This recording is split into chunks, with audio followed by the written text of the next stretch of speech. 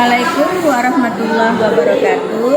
Yang terhormat dosen penguji ujian kinerja PTG, perkenalkan nama saya Rahmayanti, mahasiswi PPG dalam jabatan BAT 1 2025 di LPTK UIN Sultan Taha Saifuddin Jambi dengan nomor induk mahasiswa 210251084. Saya adalah guru di SMP Negeri 22 Kota Jambi. Saya akan membuat video pembelajaran guna memenuhi tugas PPG di tahun ini.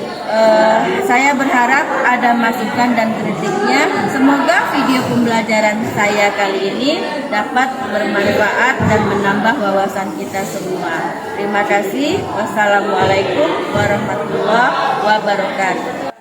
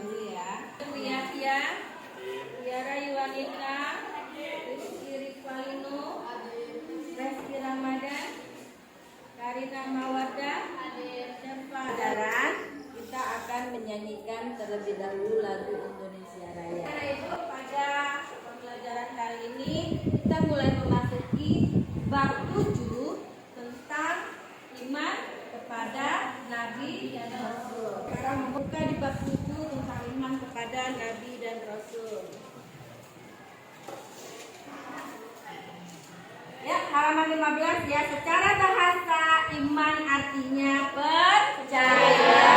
Adapun secara istilah iman adalah keyakinan di dalam hati, perkataan di lisan, amalan dengan anggota badan, bertambah dengan ketaatan dan berkurang dengan melakukan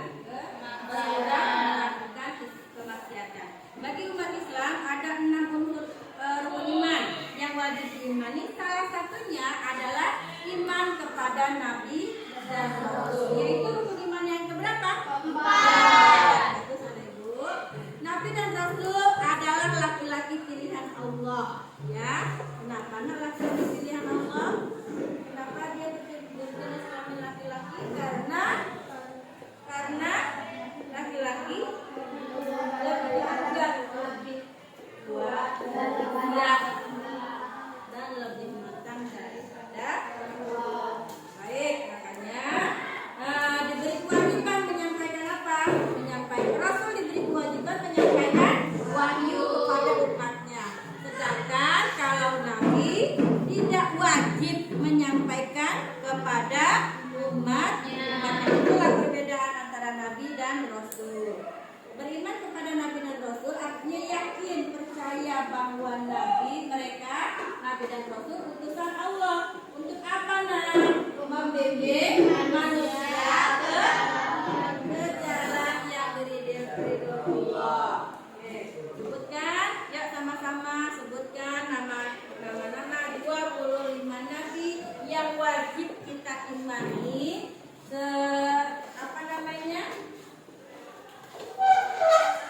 Dari jumlah yang sebenarnya yaitu 124.000 dan rasulnya ada 315 tahun.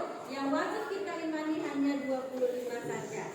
Ya, nama-nama nabi dan rasul tersebut yaitu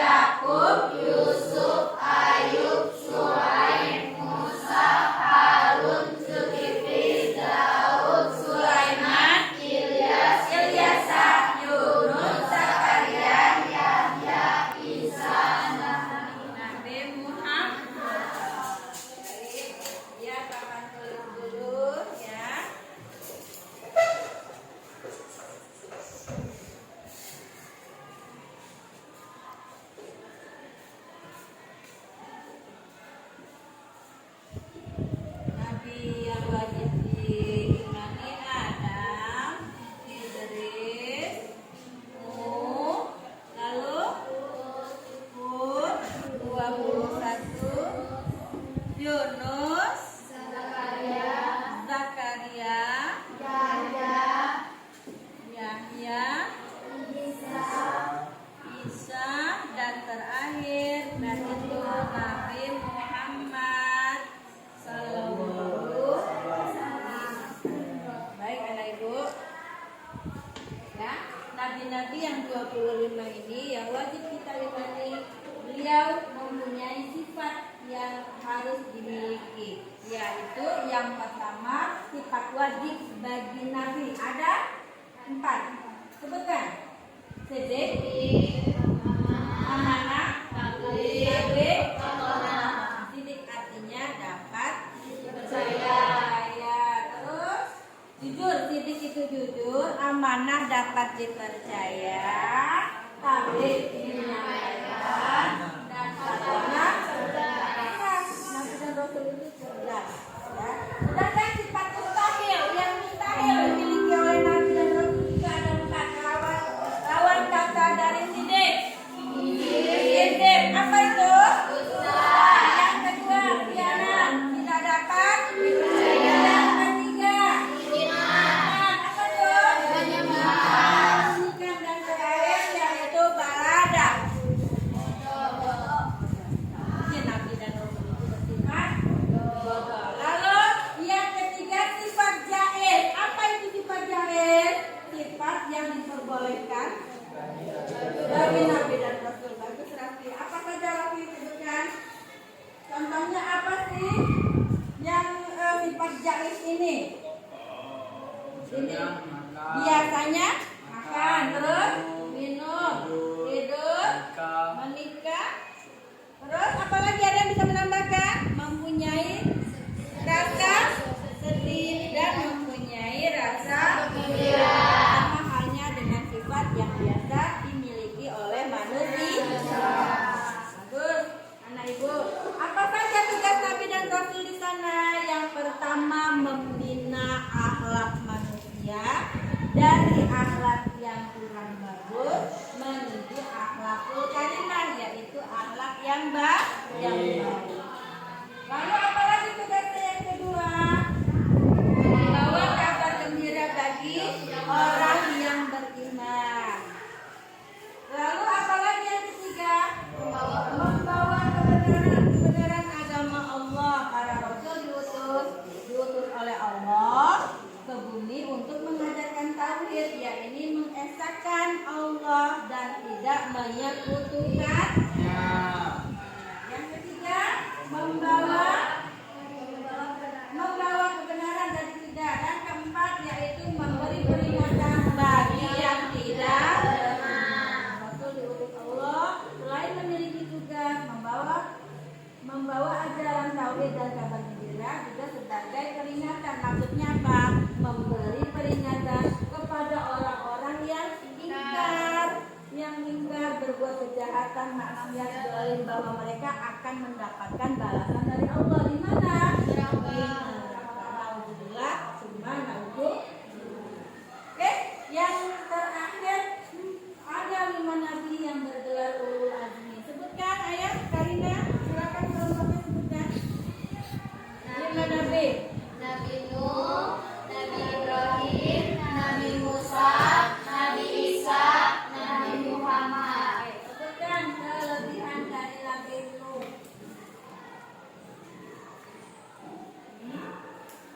Apa sih mukjizatnya Nabi Nuh itu? Ketika mendapat tantangan, ya, Nabi Nuh kan berdakwah sebanyak 1000 tahun. Namun hanya sedikit yang mau beriman. Mereka mendapatkan tantangan dan ejekan dalam berdakwah. Nabi Nuh sabar dan tabah menjalankan dakwah. Kemudian Allah mengazab. Apa azab yang diturunkan kepada Nabi Nuh? Oke, kelompok ketiga, Nabi Ibrahim. Ya, apa azab yang diberikan kepada kaum Nabi Ibrahim yang tidak mau beriman kepada Allah? Diapain nak? Dakwah. Raja siapa yang berkuasa pada zaman Nabi Ibrahim? Raja Namrud, ya. Nah, siapa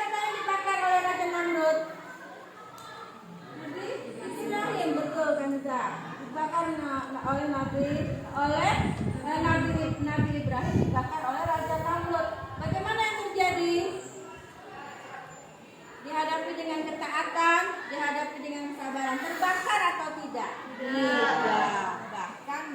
Bahkan tidak merasakan panas, melainkan merasakan dingin. Ya, itulah kelebihan dari Nabi Ibrahim.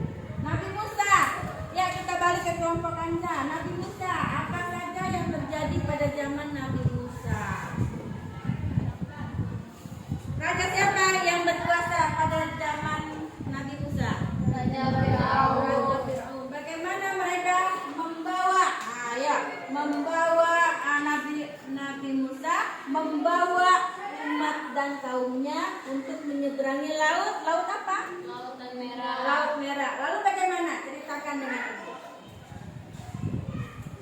Dengan jadi pengikut Nabi Musa dan Nabi Musa itu menyeberangi lautan dengan Laut Merah membelah tongkat.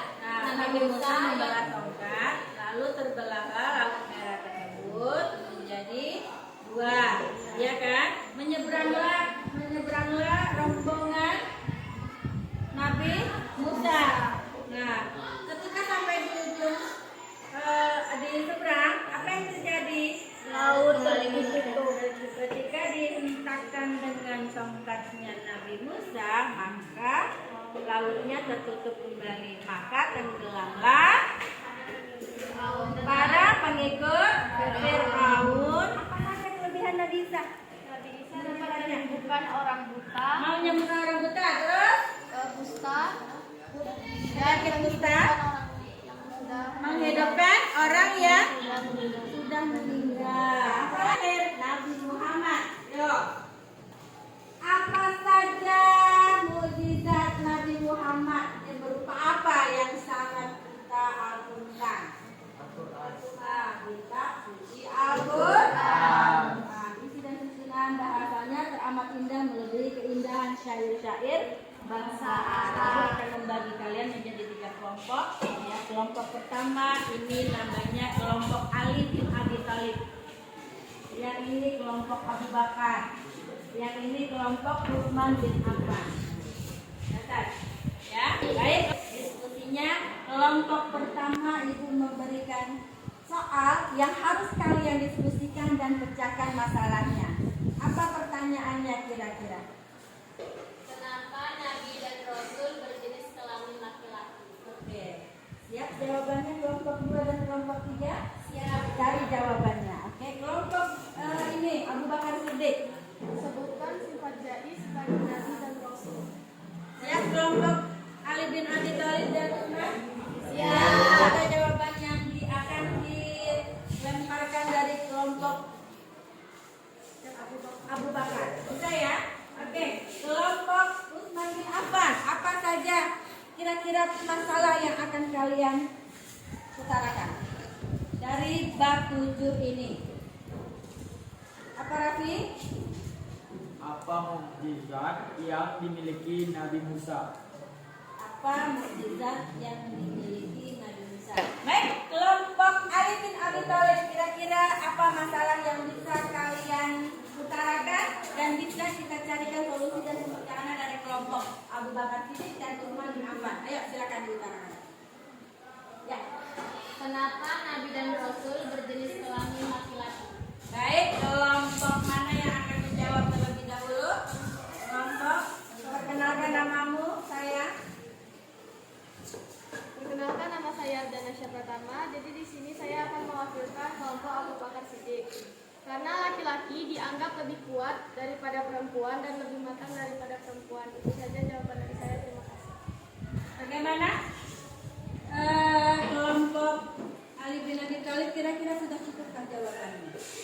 Sudah. Ya, terima kasih. Baik. Sekarang dari kelompok Abu Bakar Siddiq. Perkenalkan, nama saya Zara Lisa. Saya perwakilan dari kelompok Abu Bakar Siddiq.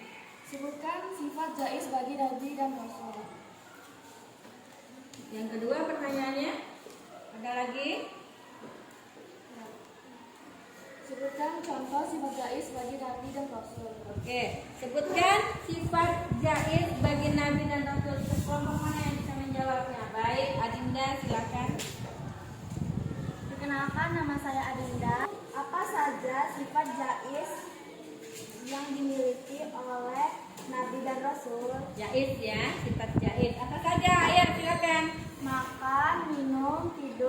memiliki rasa bahagia dan sedih. Baik, anak ibu, terima kasih. Silakan dari kelompok 3 apa saja permasalahan yang akan kalian utarakan pada bab ini?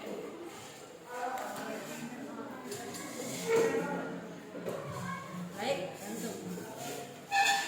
Soal yang akan berikan, apa mukjizat yang dimiliki Nabi Musa? Yang kedua pertanyaannya, Sebutkan 5 nabi yang bergelar ulul azmi. baik, yang akan menjawab siapa yang mukjizat Nabi Musa? Ayo, yang akan menjawab dari kelompok Ali bin Abi Thalib. Siapa kira-kira? Ervino. Ya, perkenalkan dulu namanya. Perkenalkan, nama saya Muhammad Rizky Malino dan saya akan menjawab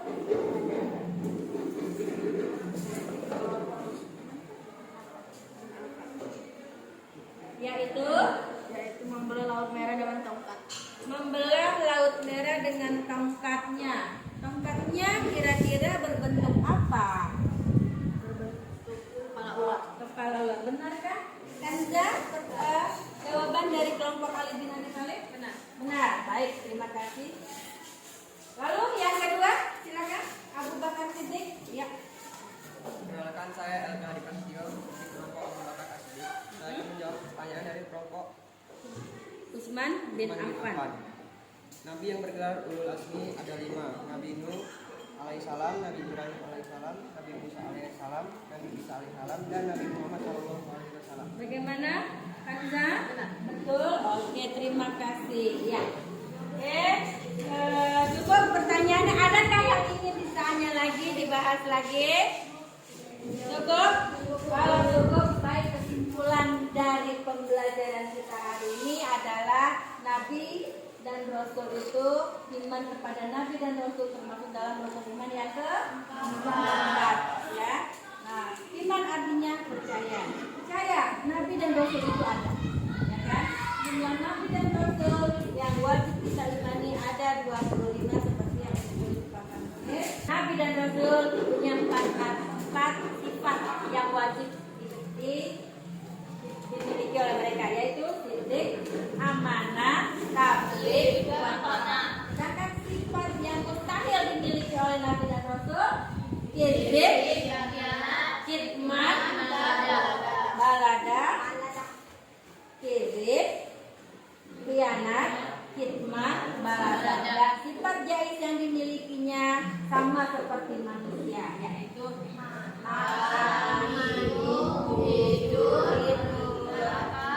menikah, ya kan? Lalu punya perasaan sedih dan gembira. Oke, 5 nabi yang bergelar ulul azmi yaitu Nabi Nuh, Nabi Ibrahim, Musa, Nabi Isa, dan Nabi Muhammad Sallallahu Alaihi Wasallam. Terima kasih anak ibu. Semoga apa pembelajaran yang kita dapatkan ini dapat menambah wawasan dan ilmu pengetahuan bagi anak ibu dan kita semua. Ya, amin ya rabbal alamin. Terima kasih. Mohon maaf bila ada kekurangan. Kalau karena kekurangan itu sifatnya milik kita sebagai manusia dan kesempurnaan tentunya hanya milik Allah Subhanahu wa taala. Ibu akhiri akhirul kalam.